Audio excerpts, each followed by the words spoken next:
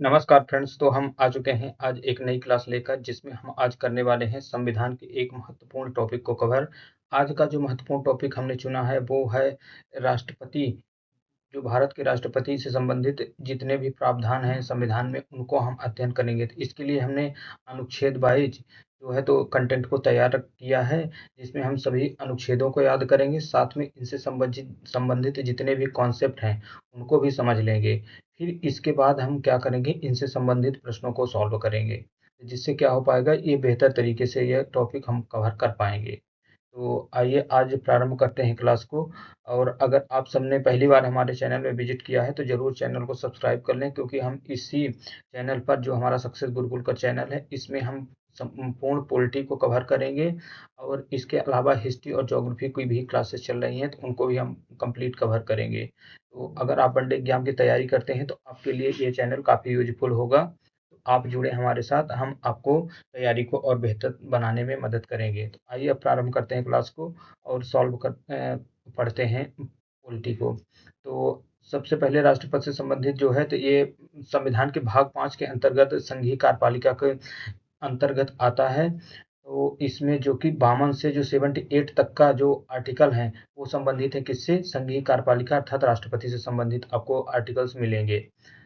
तो आइए सबसे पहले आर्टिकल पढ़ते हैं से 52। आर्टिकल जो 52 है ये घोषित करता है कि भारत का राष्ट्रपति होगा। इस आर्टिकल 52 सिर्फ इतना लिखा हुआ है कि ये भारत में एक राष्ट्रपति होगा, राष्ट्रपति का एक पद सृजित किया जाएगा। तो इससे संबंधित ये है कि जो राष्ट्रपति होंगे वो भारत के प्रथम नागरिक होंगे। और जो वरीयता क्रम होती है, उस वरीयता क्रम में क्या होगा, राष्ट्रपति देश के सर्वोच्च अधिकार प्राप्त होंगे। तो इस आर्टिकल 52 में सिर्फ इतना ही है कि भारत के लिए एक राष्ट्रपति होंगे, और जो राष्ट्रपति होंगे वो भारत के प्रथम नागरिक होंगे, और उनका वरीयता क्रम में क्या होगा, सर्वोच्च स्थान होगा। हालांकि ये जो भारत का प्रथम नागरिक है ये कॉन्स्टिट्यूशन में मेंशन नहीं है, लेकिन क्या है कि राष्ट्रपति का पद भारत में सबसे ऊंचा है और वो पूरे राष्ट्र का क्या होते हैं, सांकेतिक प्रतीक होते हैं। तो इस कारण उनको भारत का प्रथम नागरिक माना जाता है, हालांकि ये संविधान में मेंशन नहीं है। आते हैं नेक्स्ट आर्टिकल में 53 में। आर्टिकल नंबर 53 जो है ये घोषित करता है, इसमें मेंशन है कि संघ की जितनी भी कार्य शक्तियां होंगी वो क्या होगी, भारत के राष्ट्रपति में निहित होंगी। तो भारत के समस्त कार्यपालिक शक्तियां जो होंगी राष्ट्रपति में निहित होंगी। ये कौन सा आर्टिकल है, तो ये है आर्टिकल नंबर 53 अर्थात 53। अनुच्छेद 53 यह घोषित करता है कि भारत के जितने भी समस्त कार्यकारी शक्ति हैं वो भारत के राष्ट्रपति में निहित होंगी। वह इन्हें क्या करेंगे कि मंत्रिपरिषद की सहायता से, जो प्रधानमंत्री के नेतृत्व में कार्य करेगी, उसकी सहायता से संपूर्ण विधायी या कार्यकारी कार्यों को क्या करेंगे, संपादित करेंगे। इसके साथ साथ 53 में ही यह चीज एक और मेंशन है कि जो भारत के राष्ट्रपति होंगे वो रक्षा बलों के सर्वोच्च कमांडर भी होंगे। तो सर्वोच्च कमांडर भी होंगे, ये कौन सा आर्टिकल है, ये 53 में ही कहा गया है। आते हैं नेक्स्ट आर्टिकल की ओर। नेक्स्ट आर्टिकल जो है वो है आर्टिकल नंबर 54 अर्थात 54 अनुच्छेद 54। अनुच्छेद 54 में ये घोषित किया जाता है कि इनका चुनाव जो निर्वाचक मंडल है उनमें कौन कौन से लोग होंगे जो इनको मतदान करेंगे। तो जो भारत का राष्ट्रपति होगा, आप सब जानते ही हैं कि इनका चुनाव जो होता है वो प्रत्यक्ष नहीं होता। इन्हें जनता क्या होती है, सीधे नहीं चुनती है। इन्हें क्या अप्रत्यक्ष मतदान के द्वारा क्या करते हैं, जनता के चुने हुए जो प्रतिनिधि हैं, संसद के जनता के द्वारा जो चुने हुए प्रतिनिधि होते हैं वो इनके चुनाव में भाग लेते हैं और राष्ट्रपति का चुनाव करते हैं। तो इनके निर्वाचन मंडल में प्रमुख रूप से शामिल होने वाले जो मेंबर होते हैं वो संसद और राज्य विधान सभाओं के जो निर्वाचित सदस्य होते हैं वो शामिल होते हैं। संसद के दोनों सदन के, चाहे लोकसभा हो और राज्यसभा, साथ में जो राज्य विधानसभाएं जितने भी विधायक होंगे, एमएलए होंगे, वो सभी निर्वाचित सदस्य शामिल किए गए। एक बात इसमें इंपॉर्टेंट याद रखनी होगी आपको कि इसमें मनोनीत मेंबर जो होते हैं, जैसे कि कुछ राज्यों में भी एक सीट पहले मनोनीत होने की रहती थी, और 12 मेंबर जो है तो राज्यसभा में मनोनीत किए जाते हैं। वो मेंबर कभी भी उसमें चुनाव में पार्टिसिपेट नहीं कर सकते हैं। तो संसद के दोनों सदनों के निर्वाचित सदस्य, साथ में सभी राज्य विधानसभाओं के निर्वाचित सदस्य, और साथ में 2 केंद्र शासित प्रदेश। 2 केंद्र शासित प्रदेश में कौन-कौन, दिल्ली और पांडिचेरी हैं, जिनके विधानसभा, जहाँ-जहाँ विधानसभा है, दिल्ली में भी है, पांडिचेरी में है। इन विधानसभाओं के जो निर्वाचित सदस्य होंगे वो भी इनके चुनाव में भाग लेंगे। और ये जो दिल्ली पांडिचेरी वाला प्रावधान है, ये जोड़ा जाता है 1992 में 70वें संविधान संशोधन अधिनियम के द्वारा। तो ये भी इम्पोर्टेंट पॉइंट है जिसको याद रखना होगा कि 70वें संविधान संशोधन अधिनियम 1992 के द्वारा दिल्ली और पांडिचेरी विधानसभाओं को सदस्यों को क्या किया गया, राष्ट्रपति के निर्वाचक मंडल में शामिल किया जा रहा है। तो एक बार फिर से हम रिवाइज कर देते हैं आप सबके लिए कि राष्ट्रपति का चुनाव से संबंधित जो निर्वाचक मंडल होगा वो किसमें इसका प्रावधान है। तो चुनाव से मतलब है चौवन, चार से चौवन और चार से चुनाव। तो चुनाव से संबंधित मामले किसमें हैं, ये है निर्वाचक मंडल चौवन में। तो इससे संबंधित जो निर्वाचक मंडल है उसमें कौन कौन से सदस्य शामिल होंगे, तो संसद के दोनों सदन, राज्यसभा प्लस लोकसभा, और साथ में राज्य विधानसभाओं के निर्वाचित सदस्य, और इसके साथ ही जो केंद्र शासित प्रदेश है दिल्ली और पांडुचेरी, इनके भी विधानसभाओं के निर्वाचित सदस्य इसमें क्या होंगे, शामिल होंगे और राष्ट्रपति को चुनाव में भाग लेंगे। आ जाते हैं अगले 55।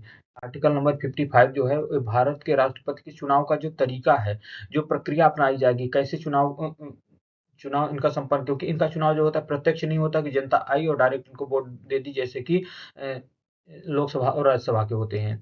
इनका चुनाव तो कैसे होता है, इनका चुनाव होता है एकल संक्रमणी मत पद्धति के माध्यम से और अनुपातिक प्रतिनिधित्व प्रणाली के माध्यम से इनका चुनाव होता है।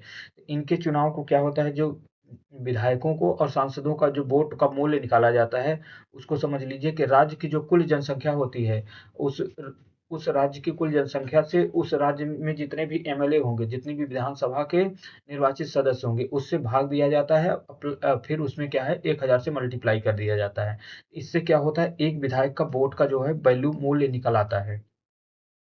इसके बाद बारी आती है सांसद की, तो सांसद का जो वोटों का मूल्य निकाला जाता है, सभी राज्यों के सभी विधायकों का जो कुल मूल्य होता है, उसमें से संसद के निर्वाचित सदस्यों की जो कुल संख्या है, उससे डिवाइड कर देते हैं, तो इससे आ जाता है एक सांसद के वोट का मूल्य आ जाता है। इससे सांसद और विधायकों के वोट को क्या है, इनका मूल्य निकाला जाता है।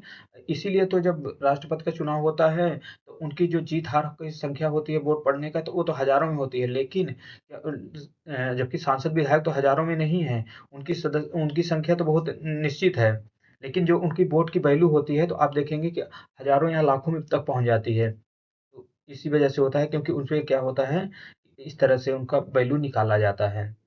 और नेक्स्ट पॉइंट ये याद रखना होगा कि राष्ट्रपति के चुनाव में एकल संक्रमणी मत पद्धति गुप्त मतदान के माध्यम से अनुपातिक प्रतिनिधित्व प्रणाली के द्वारा इनका नियोजित किया जाता है। एकल संक्रमणी मत प्रणाली से मतलब ये है, जैसे कि जो आम चुनाव होते हैं लोकसभा विधानसभा के, तो उनमें क्या होता है कि जब चार प्रत्याशी अगर चुनाव खड़े हैं तो एक व्यक्ति जाएगा, एक व्यक्ति को वोट कर देगा और वापस चला आएगा। लेकिन जब इसमें होता है राष्ट्रपति का चुनाव होता है, इनमें चार लोग अगर इलेक्शन में खड़े हैं, तो चारों लोगों का वोट देना होगा। सिर्फ उसमें क्या करना होता है, वरीयता क्रम देनी होती है, ना कि इनके चुनाव में किसी एक को चुनना होता है। इसमें मेन पॉइंट यही है कि इसमें वरीयता देनी होती है कि नंबर 1 पर किसको वरीयता देंगे, नंबर 2 पर किसको वरीयता दी जाएगी और नंबर 3 पर। तो ऐसे इसमें होता है एकल संक्रमणी मत प्रणाली के माध्यम से। तो इसको अब हम उम्मीद करते हैं कि आप सबको समझ गए होंगे। अब आ जाते हैं नेक्स्ट आर्टिकल की ओर। नेक्स्ट आर्टिकल है आर्टिकल 56 अनुच्छेद 56। अनुच्छेद 56 में ये मेंशन है कि जो राष्ट्रपति का कार्यकाल होगा वो 5 वर्ष का होगा। राष्ट्रपति का जो कार्यकाल का समय निर्धारित है, वो 5 वर्ष तक अपने पद को धारण कर सकते हैं। वह निम्नलिखित हस्तलिखित त्याग पत्र या इस्तीफा भी दे सकते हैं। भारत के उपराष्ट्रपति को क्या कर सकते हैं, अपना इस्तीफा भी सौंप सकते हैं।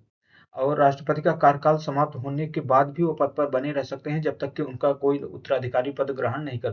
मान लीजिए कि चुनाव होने में कोई देर हो जाती है, चुनाव समय पर नहीं हो रहा, तो राष्ट्रपति क्या होंगे, तब तक कार्यकाल उनका बना रहेगा जब तक कि नए राष्ट्रपति का चुनाव ना हो जाए। नए राष्ट्रपति जिस दिन शपथ ले लेंगे उस दिन उनका कार्यकाल समाप्त हो जाएगा। तो कार्यकाल से संबंधित प्रावधान किसमें है, आर्टिकल नंबर 56 में। एक बार हम पूरा रिवाइज कर देते हैं शुरू से। आर्टिकल जो 52 है, आर्टिकल 52 में ये चीज मेंशन कि भारत के लिए क्या होगा, एक राष्ट्रपति का पद होगा। सिर्फ इतनी ही चीज मेंशन है आर्टिकल 52 में। 53 ये कहता है कि जो राष्ट्रपति होंगे उनमें समस्त जो कार्यकारी शक्तियां होंगी वो निहित होंगी, और राष्ट्रपति क्या करेंगे कि अपने जो मंत्रिपरिषद होगी उसकी सहायता से समस्त कार्यों को संपन्न करेंगे। ये हो जाता है आर्टिकल नंबर 53। और 54 जो है वो चुनाव से संबंधित है कि निर्वाचक मंडल में कौन कौन शामिल होंगे। 55 है। 55 ये बताता है कि चुनाव का जो तरीका होगा वो किस तरह से अपनाया जाएगा। चुनाव के तरीके की बात में किसमें की गई? 55 में। 56 क्या बात कर रहा है? 56 बात कर रहा है कि राष्ट्रपति का कार्यकाल कितना होगा, समय अवधि कितने समय तक रहेगी। 5 वर्ष की समय अवधि है, ये आर्टिकल नंबर 56 हो जाता है। अब आते हैं आर्टिकल 57। आर्टिकल 57 सिर्फ एक बात कहता है कि जो पुनः निर्वाचन है उसके लिए पात्र होंगे। अब भारत में जो राष्ट्रपति का पद है, कोई भी व्यक्ति एक से ज्यादा बार राष्ट्रपति पद के लिए चुना जा सकता है। तो पुनः निर्वाचन के लिए पात्र होंगे, ये बात कौन कर रहा है? 57 अनुच्छेद। जबकि क्या है, अमेरिका में कोई भी व्यक्ति कितनी भी बार राष्ट्रपति नहीं चुना जा सकता। अमेरिका में क्या है, राष्ट्रपति सिर्फ 2 बार चुने जा सकते हैं। जबकि भारत में क्या है, भारत में कोई भी व्यक्ति एक से अधिक बार या कितनी बार भी राष्ट्रपति के लिए चुना जा सकता है, पुनः निर्वाचन के लिए पात्र होते हैं। तो ये कौन कह रहा है? आर्टिकल 57 में कहा गया है। आ जाते हैं आर्टिकल नंबर 58। आर्टिकल नंबर 58 में संबंधित है राष्ट्रपति के लिए योग्यता क्या होनी चाहिए। राष्ट्रपति की योग्यताओं से संबंधित जो प्रावधान है वो किसमें है? आर्टिकल नंबर 58 58 में है। और योग्यता ये होनी चाहिए कि वो भारत का नागरिक होना चाहिए। दूसरी बात ये है कि उनकी आयु जो है 35 वर्ष या उससे अधिक होनी चाहिए, और वह लोकसभा के सदस्य के रूप में चुनाव के लिए योग्य होना चाहिए। और उन्हें क्या है, संघ या किसी राज्य सरकार या किसी स्थानीय या सार्वजनिक प्राधिकरण के अधीन कोई लाभ का पद धारण नहीं करना चाहिए। इतनी योग्यताएं राष्ट्रपति के लिए होनी चाहिए। सबसे प्रमुख बात है कि वो भारत का नागरिक होना चाहिए। तो एक बात इसमें नागरिक में यहाँ पे याद रखिएगा कि भारत के नागरिक से होने से मतलब है कि वो चाहे उनका जन्म कहीं भी होगा, अगर भारत से बाहर भी किसी व्यक्ति को जन्म हुआ बाहर हुआ है, लेकिन उन्हें भारत की नागरिकता प्राप्त है, तो वो भारत के राष्ट्रपति के चुनाव के लिए योग्य माने जाएंगे। जबकि अमेरिका के संविधान में एक इम्पोर्टेंट पॉइंट है कि वहाँ ऐसा नहीं है। वहाँ क्या है, जन्म वंश से ही नागरिक होना चाहिए। किसी व्यक्ति का अमेरिका में जन्म होगा तभी वह राष्ट्रपति के चुनाव लड़ पाएगा। अगर उसका जन्म कहीं और है, भले ही नागरिकता अमेरिका के प्राप्त है, वो अमेरिका के राष्ट्रपति का चुनाव नहीं लड़ सकते। लेकिन भारत में जैसे आप एग्जाम्पल ले लीजिए, सोनिया गांधी। सोनिया गांधी का जन्म भारत में तो नहीं हुआ है, लेकिन उनका नागरिकता जो है भारत की है, तो भारत में राष्ट्रपति का चुनाव लड़ सकती हैं। लेकिन अमेरिका में ऐसा नहीं है। नेक्स्ट आता है कि उनकी उम्र 35 वर्ष होनी चाहिए, वो लोकसभा के सदस्य के रूप में चुने जाने के योग्य होने चाहिए, और वो किसी भी लाभ के पद पर सार्वजनिक प्राधिकरण में लाभ के पद का धारण नहीं करने चाहिए। इतनी योग्यताएं होनी चाहिए राष्ट्रपति के चुनाव को लड़ने के लिए। अब आ जाते हैं नेक्स्ट आर्टिकल में। तो नेक्स्ट आर्टिकल है राष्ट्रपति का कार्यालय की शर्तें। जो आर्टिकल नंबर 59 है 59 है, उसमें राष्ट्रपति कार्यालय की क्या क्या शर्तें होनी चाहिए। उनमें मेन रूप से यही है, उनकी जो सेवा शर्तें हैं, वेतन भुगतान, इनसे संबंधित जो होंगे। पुनः बिना भुगतान के एक निवास के लिए मकान मिलेगा, किसी लाभ के पद पर नहीं रहना चाहिए। और क्या कहा गया इसमें, किसी भी सदन या किसी राज्य विधानमंडल के सदन सदस्य नहीं होना चाहिए। राष्ट्रपति, अगर मान लीजिए कोई व्यक्ति राष्ट्रपति के लिए चुना जाता है, अगर पहले से वो विधायक या सांसद हैं, तो वो अगर राष्ट्रपति पद ग्रहण कर लेते हैं, तो उसी चीज से क्या होगा, उनको अपना स्थान छोड़ देना होगा। अगर वो नहीं छोड़ते हैं तो वो अपने आप में ही छोड़ा मान लिया जाएगा, क्योंकि कोई भी व्यक्ति विधायक सांसद नहीं रह सकता राष्ट्रपति चुने जाने के समय। नेक्स्ट पॉइंट एक ये है कि वह संसद द्वारा कानून द्वारा निर्धारित परिलब्धियां, भत्ते, विशेषाधिकार प्राप्त करने का हकदार होंगे। उनके कार्यकाल के दौरान इन परिलब्धियों या भत्तों को कम नहीं किया जा सकता। तो मेन रूप से जो 59 आर्टिकल है वो क्या कर रहा है, उनकी सेवा शर्तों से संबंधित है। वो जब नियुक्त होंगे तो क्या होंगे, किसी भी राज्य विधानमंडल हो या संसद हो, उनके सदस्य नहीं होंगे। बस इतनी ही बातें 59 में कही गई है। अगला इंपॉर्टेंट आर्टिकल आता है आर्टिकल नंबर 60। आर्टिकल नंबर 60 जो है वो किस बात की गई है, उसमें की गई शपथ। 7 से शपथ, 7 से 60। तो 60 में क्या किया गया है, शपथ। शपथ उनको कौन दिलाएंगे, तो राष्ट्रपति को शपथ दिलाएंगे भारत के सर्वोच्च न्यायालय के मुख्य न्यायाधीश। अगर सर्वोच्च न्यायालय के मुख्य न्यायाधीश वहाँ उपस्थित नहीं है, उनकी अनुपस्थिति में सर्वोच्च न्यायालय के कोई वरिष्ठ न्यायाधीश जो होंगे वो उनको शपथ दिला सकते हैं। शपथ में राष्ट्रपति क्या शपथ लेते हैं, राष्ट्रपति जब शपथ लेते हैं तो वो भारत में राष्ट्रपति पद की ईमानदारी से पालन करने के लिए लेते हैं। संविधान और कानून को संरक्षित करने और बचाव करने की अपनी क्षमता का सर्वश्रेष्ठ प्रदर्शन करने के लिए, भारत के लोगों में सेवा और भलाई के लिए खुद को समर्पित करने की क्या करते हैं, वो शपथ लेते हैं। तो मेन रूप से तो आपको आर्टिकल याद रखना है कि 60 में क्या है, शपथ है। और शपथ कौन दिलाता है, भारत के सर्वोच्च न्यायालय के मुख्य न्यायाधीश। अगर वो अनुपस्थित हैं तो फिर जो उनके वरिष्ठतम न्यायाधीश होंगे सुप्रीम कोर्ट के, वो शपथ दिलाएंगे राष्ट्रपति को। अब आते हैं अगले नेक्स्ट नेक्स्ट आर्टिकल है 61। ये भी काफ़ी इंपॉर्टेंट आर्टिकल है।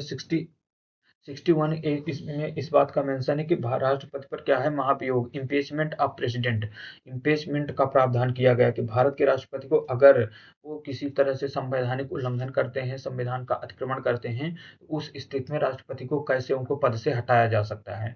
किसी भी राष्ट्रपति पर जो हटाने की प्रक्रिया शुरू होती है तो वो संसद की किसी भी सदन से प्रारंभ की जा सकती है, राज्यसभा से भी प्रारंभ की जा सकती है, लोकसभा से भी प्रारंभ की जा सकती है। तो महाभियोग की प्रक्रिया जब शुरू होती है तो उस किसी भी सदन में अगर राज्यसभा में प्रस्तुत किया जा रहा है तो राज्यसभा में, लोकसभा में प्रस्तुत किया जाए तो तो उस सदन के सदस्यों का एक कुल सदस्य जो हैं उनके 1/4 भाग द्वारा क्या है, आरोप पर हस्ताक्षर किए जाने चाहिए, तब महाभियोग की शुरुआत होगी। जब वहाँ सदस्य 1/4 सदस्य जो होंगे हस्ताक्षर करके राष्ट्रपति पर अभियोग लगाने के लिए क्या करेंगे, एक प्रस्ताव सौंपेंगे किसको, जो सदन के अध्यक्ष होंगे। तो इस पर क्या होगी, कार्यवाही प्रारंभ होगी। तो ये है महाभियोग की प्रक्रिया को प्रारंभ करने का तरीका कि 1/4 सदस्य उसमें हस्ताक्षर करके जो सदन के अध्यक्ष हैं उनको प्रस्ताव सौंपेंगे कि हमको महाभियोग प्रारंभ करना है। तो जब ये प्रस्ताव पेश किया जाएगा सदन के अध्यक्ष के पास, फिर उसके बाद क्या किया जाएगा, सदन के जो अध्यक्ष होंगे, लोकसभा में होंगे तो लोकसभा अध्यक्ष और राज्यसभा में होगा तो राज्यसभा अध्यक्ष क्या करेंगे कि राष्ट्रपति को 14 दिवस का नोटिस देना पड़ेगा। उनको अपने आरोपों को साबित करने के लिए या रिजाइन देने के लिए जो भी कुछ करना चाहते हैं, राष्ट्रपति को पहले सूचना दी जाएगी कितने दिन के लिए, 14 दिन पहले के लिए कि आपके खिलाफ क्या है, महाभियोग चलाया जा रहा है। जब उनको सूचित कर दिया जाएगा, 14 दिन पूर्ण हो जाएंगे, इसके बाद क्या किया जाएगा कि जिस सदन में पेश किया गया, लोकसभा हो या राज्यसभा में, तो उससे संबंधित मामलों की जांच करने के लिए क्या किएंगे, एक समिति का गठन किया जाएगा। उस समिति के द्वारा अगर जांच करती है और पाती है कि हाँ, ये आरोप जो है पेश करने लायक हैं, जो भी प्रस्ताव पेश किया गया है उसमें राष्ट्रपति के द्वारा अतिक्रमण किया गया है, तो वो प्रस्ताव को आगे बढ़ाने के लिए सिफारिश कर सकती है, या कि जो महाभियोग की प्रक्रिया को प्रारंभ करने का पेश किया गया है तो वहाँ पे निरस्त भी किया जा सकता है। ये उस समिति पर जो नियुक्त की जाएगी उस पर ये डिपेंड करेगा कि वो क्या सुझाव देती है। अगर वो सुझाव देती है कि राष्ट्रपति पर महाभियोग लगाया जाए तो महाभियोग चलाने की प्रक्रिया प्रारंभ की जाएगी अथवा उसे निरस्त कर दिया जाएगा। इस दौरान क्या करें, राष्ट्रपति को एक वकील के साथ पेश होने का, आरोपों को बचाव करने का अधिकार होगा। तो राष्ट्रपति क्या है, संसद में पेश भी हो सकते हैं, अपने खुद भी पेश हो सकते हैं या वकील के साथ पेश होकर अपने आरोपों के क्या कर सकते हैं, बचाव भी कर सकते हैं। इसके उपरांत क्या होगा, जब एक सदन से प्रस्ताव को पेश किया जाएगा तो वहाँ के जो कुल सदस्य होंगे, कुल सदस्य का 2/3 बहुमत से अगर संकल्प को पारित कर दिया जाता है, तो एक सदन से जब पारित कर दिया जाएगा तब फिर उसको दूसरे सदन में पेश किया जाएगा, और दूसरे सदन में भी अगर 2/3 बहुमत के साथ संकल्प को पारित कर दिया जाता है, तो राष्ट्रपति को क्या है, उसी तारीख, जिस दिन संकल्प पारित हो जाएगा उसी दिन से हटाने का प्रभाव जो है, उसी तारीख से संकल्प पारित हो जाएगा और राष्ट्रपति को हटा मान लिया जाएगा। तो ये होती है राष्ट्रपति पर महाभियोग, इम्पीचमेंट ऑफ प्रेसिडेंट की प्रक्रिया होती है। नेक्स्ट एक और इम्पोर्टेंट आर्टिकल है 62, तो फिर संबंधित हो जाते हैं, नहीं 62 तो भी राष्ट्रपति से संबंधित है कि अगर राष्ट्रपति किसी कारणवश रिजाइन दे देते हैं या उनकी आकस्मिक मृत्यु हो जाती है तो उस दौरान क्या होगा, कार्यकारी जो राष्ट्रपति बनाए जाएंगे वो उपराष्ट्रपति को बनाया जाएगा। ये कहा गया है आर्टिकल नंबर 62 में। इसको हमने मेंशन नहीं किया था, आपको बता दिया है कि आर्टिकल 62, जब राष्ट्रपति का पद रिक्त होगा उस दौरान उपराष्ट्रपति क्या करेंगे, राष्ट्रपति के कार्यभार को संभालेंगे। एक इम्पोर्टेंट आर्टिकल राष्ट्रपति से संबंधित है, आर्टिकल नंबर 72, अनुच्छेद 72। अनुच्छेद 72 में कहा गया है कि राष्ट्रपति के पास निम्नलिखित मामलों में किसी भी व्यक्ति को क्षमा दान करने की शक्ति है। अगर किसी व्यक्ति को सजा प्राप्त हुई है तो उस दौरान राष्ट्रपति क्या कर सकते हैं, क्षमा दान कर सकते हैं, मृत्यु दंड को भी माफ कर सकते हैं, लघुकरण कर सकते हैं, राहत दे सकते हैं, या मतलब 2-3 काम कर सकते हैं। यदि किसी को मृत्यु दंड है तो उसको भी माफ कर सकते हैं। अगर किसी को सजा मान लीजिए ज्यादा समय के लिए दी गई है तो उसको घटा सकते हैं। किसी की सजा जैसे कि कठोर कारावास दिया गया है तो उसको सामान्य कारावास में बदल सकते हैं। तो ये सभी कार्य क्या कर सकते हैं, राष्ट्रपति के द्वारा क्षमादान देने की ये शक्ति है, जो कि किसमें है, आर्टिकल नंबर 72 में। तो जब सजा संघ के कानून के खिलाफ अपराध हो तब भी वो क्षमादान की शक्ति है। जब कोर्ट मार्शल के द्वारा सजा दी गई हो तब भी वो क्षमादान कर सकते हैं। जब दी गई सजा मौत हो, अगर किसी को मृत्युदंड दिया गया है तो उसको भी वो माफ कर सकते हैं। जबकि आप एक पॉइंट याद रखिएगा, जो राज्यपाल को क्षमादान की शक्ति होती है, वो तो कभी भी कोर्ट मार्शल के द्वारा जो सजा दी गई है उसमें वो माफ नहीं कर सकते, और ना ही किसी को अगर मृत्युदंड दिया गया है तो उसको माफ कर सकते हैं राज्यपाल। जबकि राष्ट्रपति क्या है, सभी केसों में क्या कर सकते हैं, क्षमादान की देने की शक्ति रखते हैं। राष्ट्रपति कानून के प्रश्नों से संबंधित मामलों में सर्वोच्च न्यायालय से सलाह लेते हैं। अगर कोई कानूनी मामला है या न्याय से संबंधित है तो राष्ट्रपति सर्वोच्च न्यायालय से सलाह ले सकते हैं, लेकिन जो सर्वोच्च न्यायालय के द्वारा सलाह दी जाएगी वो उनके लिए बाध्यकारी नहीं होगी। वो उनके जो भी सलाह होगी वो राष्ट्रपति मानने के लिए बाध्य नहीं होंगे। तो ये संबंधित थे, जितने भी आर्टिकल थे राष्ट्रपति से संबंधित उनको हमने कंप्लीट कर लिया है। अब हम इनसे संबंधित जितने भी प्रश्न होंगे उनको भी सॉल्व करने प्रारंभ करते हैं। आइए अब प्रारंभ करते हैं प्रश्नों को। तो पहला क्वेश्चन है, राष्ट्रपति चुनाव किसके द्वारा किया जाता है? राष्ट्रपति के जो चुनाव है उनमें भाग लेने वालों को कहा जाता है निर्वाचक मंडल। और निर्वाचक मंडल में कौन कौन शामिल होते हैं तो हमने अभी बताया है कि जो संसद होगी और राज्य विधानमंडल, इनके निर्वाचित सदस्य उसमें शामिल होते हैं। और साथ में 2 केंद्र शासित प्रदेश जिनके दिल्ली और पांडिचेरी को भी 1992 में 70वें संविधान संशोधन के द्वारा इंक्लूड किया गया है। तो ये क्या होंगे, राष्ट्रपति के निर्वाचक मंडल में शामिल होते हैं। नेक्स्ट आता है, राष्ट्रपति के निर्वाचक मंडल में कौन कौन शामिल होते हैं तो यही सेम क्वेश्चन है कि संसद और राज्य विधायिका के दोनों के क्या होंगे, निर्वाचित सदस्य इसमें शामिल होते हैं। नेक्स्ट आता है कि राष्ट्रपति बनने के लिए न्यूनतम उम्र क्या होनी चाहिए। तो राष्ट्रपति को बनने के लिए जो न्यूनतम उम्र निर्धारित की गई है वो है 35 ईयर, 35 वर्ष होनी चाहिए। नेक्स्ट क्वेश्चन आता है कि भारत के राष्ट्रपति को शपथ कौन दिलाता है। तो राष्ट्रपति को शपथ दिलाने का कार्य करते हैं भारत के मुख्य न्यायाधीश, या कि मुख्य न्यायाधीश उपस्थित नहीं हो तो उस स्थिति में जो सर्वोच्च न्यायालय के वरिष्ठ न्यायाधीश होंगे। नेक्स्ट आता है, डॉक्टर राजेंद्र प्रसाद कितनी बार राष्ट्रपति बने थे। डॉक्टर राजेंद्र प्रसाद जो हैं वो भारत के 2 बार राष्ट्रपति बने हैं। नेक्स्ट आते हैं अगली स्लाइड में कि भारत के राष्ट्रपति का मुख्य कार्य क्या है। तो भारत के राष्ट्रपति का जो मुख्य कार्य है वो है संविधान का पालन करना और देश का नेतृत्व करना। जो राष्ट्रपति होते हैं वो देश के सांकेतिक क्या होते हैं, प्रतीकात्मक प्रमुख होते हैं देश का, जबकि वास्तविक प्रमुख कौन होते हैं, प्रधानमंत्री होते हैं। जब जो भी कार्य भारत के किए जाते हैं भारत से बाहर, वो सभी राष्ट्रपति के नाम पर किए जाते हैं। तो देश के सर्वोच्च जो अध्यक्ष होते हैं वो कौन होते हैं, राष्ट्राध्यक्ष, वो है राष्ट्रपति। नेक्स्ट आता है, राष्ट्रपति की अनुपस्थित में कौन कार्य करता है। अगर राष्ट्रपति अपने पद से उनकी वो त्यागपत्र दे देते हैं या कि वो अकस्मात उनकी मृत्यु हो जाती है तो उस दौरान किसे राष्ट्रपति बनाया जाएगा, तो उपराष्ट्रपति जो होंगे वो कार्यकारी राष्ट्रपति के रूप में कार्य करेंगे। नेक्स्ट क्वेश्चन आता है कि किस अनुच्छेद के तहत राष्ट्रपति का चुनाव होता है। तो राष्ट्रपति के चुनाव को हमने बताया था 54 और चुनाव, 4 से दोनों मिला देना है, 54 से चुनाव आ जाएगा।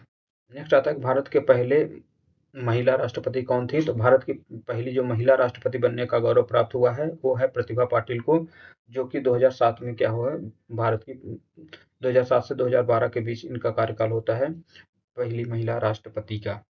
आते हैं अगले क्वेश्चन की ओर कि भारत के राष्ट्रपति की शक्तियां कितनी प्रकार की होती हैं। तो भारत के राष्ट्रपति में जो है 3 प्रकार की शक्तियां निहित हैं। एक तो उनकी कार्यकारी शक्तियां होती हैं, दूसरी विधायी शक्तियां होती हैं, तीसरी न्यायिक शक्तियां। न्यायिक शक्तियों के अंतर्गत जैसे वो क्षमादान की शक्ति जो हमने पढ़ाई थी, किसी को सजा को माफ कर सकते हैं। विधायी शक्तियां हैं जैसे कि वो अध्यादेश जारी कर सकते हैं। आर्टिकल 123 के अंतर्गत राष्ट्रपति क्या है, किसी भी कानून के लिए कानून निर्माण के लिए अध्यादेश की जारी कर सकते हैं। कार्यकारी शक्तियां उनकी है जैसे प्रधानमंत्री की नियुक्त करते हैं, राष्ट्रपति की नियुक्त करते हैं, जो थल सेना जल सेना के प्रमुख होते हैं उन सब की नियुक्ति करते हैं। जितने भी संवैधानिक बड़े बड़े पदों की नियुक्ति होती है वो सब किसके द्वारा की जाती है, राष्ट्रपति के द्वारा की जाती है। ये सब उनकी क्या है, कार्यकारी शक्तियां हैं। नेक्स्ट आता है, राष्ट्रपति को किसके अनुमोदन की आवश्यकता होती है।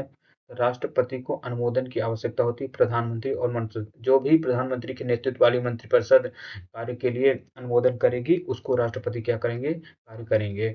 नेक्स्ट आता है, राष्ट्रपति कितनी बार अध्यादेश जारी कर सकते हैं। तो अध्यादेश जारी करने की कोई लिमिट नहीं है। अगर सदन न चल रहा हो, उस दौरान क्या करते हैं राष्ट्रपति कितनी भी बार अध्यादेश को जारी कर सकते हैं, और जो अध्यादेश जारी किया जाएगा उसकी 6 महीने के भीतर क्या होगा, संसदन के द्वारा पारित किया जाएगा। तो जब हम संसद को पढ़ेंगे तो इन सब चीज़ों को अच्छे से डिटेल में पढ़ेंगे।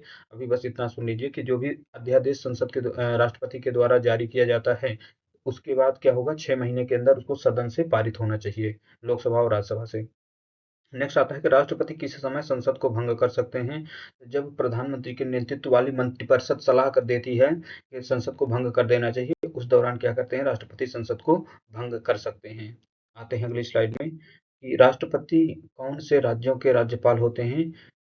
राष्ट्रपति कौन से राज्यों के राज्यपाल होते हैं।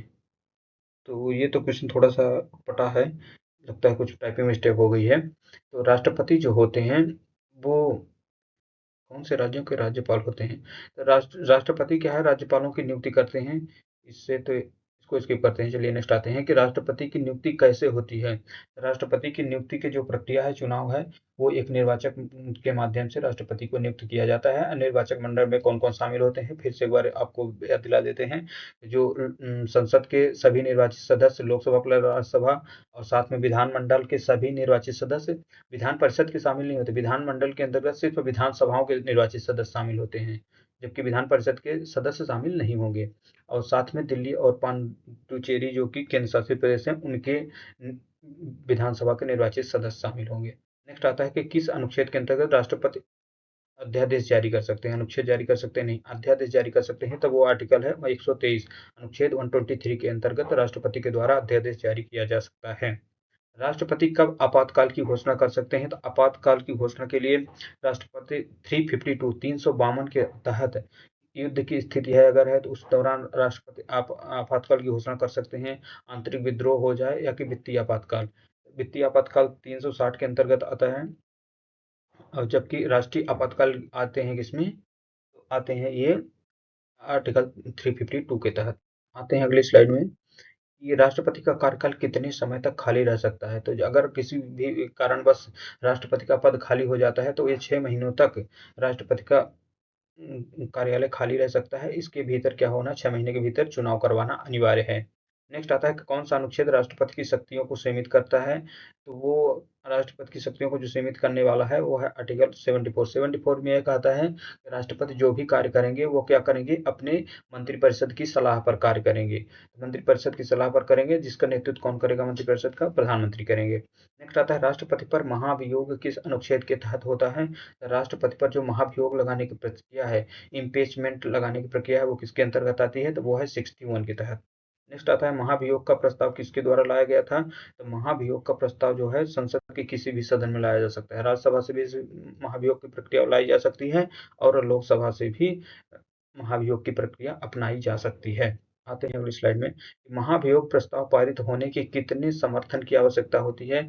अगर महाभियोग प्रस्ताव को पारित होना है, तो सदन में जितने भी सदस्य हैं उसके 2/3 बहुमत से पारित होना चाहिए। नेक्स्ट आता है भारत के राष्ट्रपति का कार्यकाल कब से प्रारंभ माना जाता है। तो राष्ट्रपति का कार्यकाल का जो प्रारंभ होता है वो होता है उनके पद की शपथ लेने के दिन। अगर राष्ट्रपति जिस दिन शपथ लेंगे उसी दिन से उनका 5 वर्ष काउंट किया जाएगा। नेक्स्ट आता है राष्ट्रपति के पास कितने प्रकार के वीटो का अधिकार है। तो राष्ट्रपति के पास कुल 3 प्रकार के वीटो होते हैं। एक पूर्ण वीटो होता है, एक स्थगन वीटो होता है, एक जेबी वीटो होता है। जेबी वीटो जिसमें पूर्ण वीटो ये होता है कि जिसमें वो क्या करें, कोई भी प्रस्ताव जब लोकसभा या राज्यसभा से पारित होने के बाद राष्ट्रपति के पास जाता है, तो उनमें वो उनको क्या होता है, सहमति देनी होती है। जब तक राष्ट्रपति की सहमति नहीं होती है, तब तक कोई भी कानून अधिनियम नहीं बन सकता है। तो उसमें वो पूर्ण वीटो भी लगा सकते हैं। पूर्ण वीटो का मतलब है कि उसको वापस कर दें कि आप इसमें क्या करिए, संशोधन करिए, इसके बाद संशोधन करके पुनः से पारित करिए। जबकि एक स्थगन वीटो है कि उसमें विलंब कर सकते हैं। एक है जेबी वीटो। जेबी वीटो ये होता है कि जिसमें वो कोई प्रतिक्रिया न दें, ना तो उसे स्थगित करें और ना ही उसमें अपना हस्ताक्षर करें। तो ऐसी स्थिति को जेबी वीटो कहा जाता है। नेक्स्ट आता है भारत के राष्ट्रपति का निर्वाचन कब होता है। तो राष्ट्रपति का निर्वाचन जो होता है कार्यकाल समाप्त होने से पहले ही करवा लिया जाता है।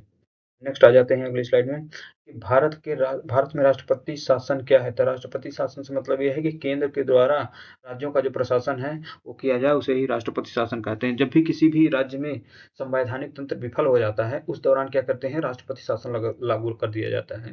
राष्ट्रपति शासन लागू से मतलब यही कि केंद्र सरकार उस राज्य को क्या करेगी, प्रशासन को नियंत्रित करेगी। नेक्स्ट आता है राष्ट्रपति अपने पद से इस्तीफा किसे दे सकते हैं। तो राष्ट्रपति जो इस्तीफा देते हैं, अपने इस्तीफा देते हैं उपराष्ट्रपति को, जबकि उपराष्ट्रपति अपना इस्तीफा किसको देंगे, वो राष्ट्रपति को। तो राष्ट्रपति उपराष्ट्रपति आपस में एक दूसरे को इस्तीफा देते हैं। नेक्स्ट आता है भारतीय संविधान में राष्ट्रपति के अधिकार किस प्रकार निर्धारित हैं।